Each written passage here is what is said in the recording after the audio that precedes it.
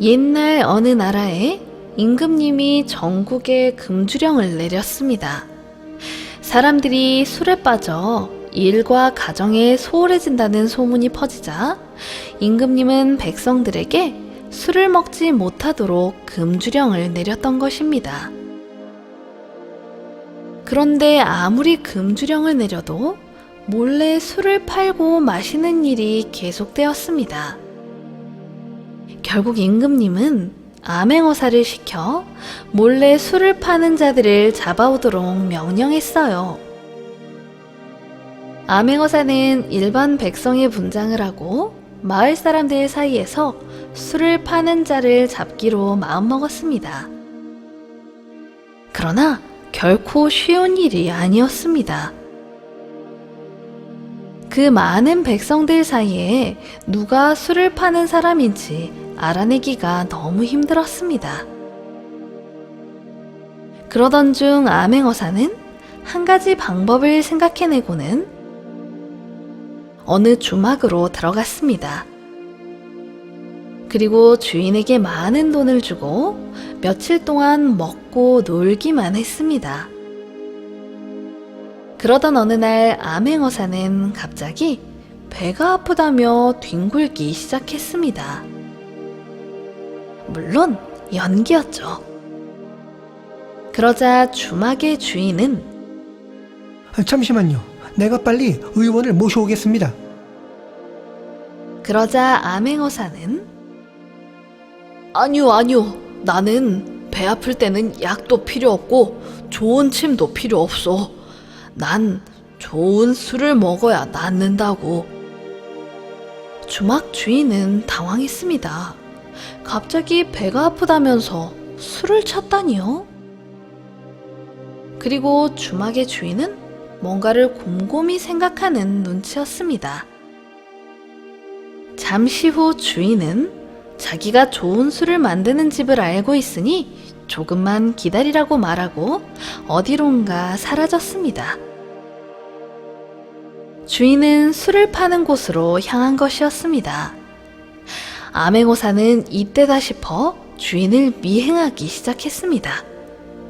잠시 후 드디어 술 파는 곳을 알아내어 그 현장을 잡았습니다. 네 이놈! 감히 술을 팔다니! 나라에서 분명 금주령을 내렸을 텐데 너는 국법을 어겼다. 어디 술을 만들어 파는 자의 얼굴을 좀 보자. 그런데 이게 웬일입니까? 자세히 보니 술을 파는 사람은 아직 어린 소년이었습니다. 암행어사는 너무 놀랐어요. 아니, 나이도 얼마 안 된 어린 녀석이 술을 팔다니 이게 도대체 어찌된 일이냐? 그러자 어린 소년은 죄송합니다. 먹고 살 길이 없어. 암행어사는 더욱 큰 소리로 듣기 싫다. 아무리 그래도 어린아들에게 술 파는 일을 시키다니. 너희 부모를 만나야겠다. 그때 가게에 조그마한 방문이 열리더니 소년의 어머니가 나왔습니다. 그런데 어머니의 모습을 보아하니 며칠을 굶고 병에 걸린 것 같았습니다. 암행어사는 고민에 빠졌습니다. 이런 슬픈 일이. 백성들은 이렇게 힘들게 사는데 나라에서 도움을 주지는 못할 망정 무조건 잡아들이라 하니. 암행어사는 그냥 돌아갔습니다.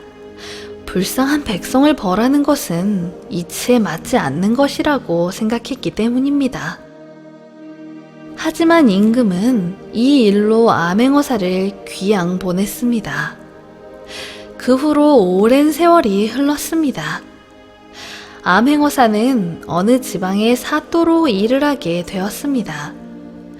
그러던 어느 날 행정상 실수를 범하여 암행어사가 들이닥치게 되었습니다. 결국 그는 암행어사에게 머리를 숙이며 용서를 빌게 되었죠. 저의 행정상의 실수입니다.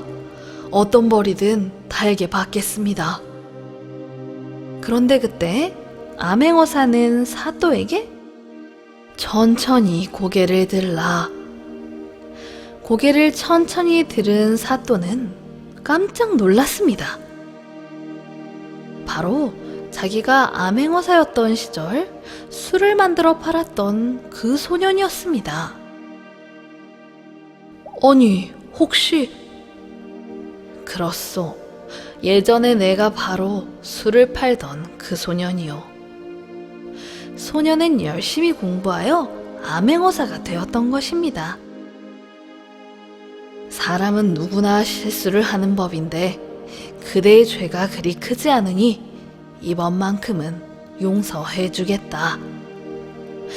암행어사는 사또의 손을 꼭 잡고 예전의 일에 감사함을 전했습니다.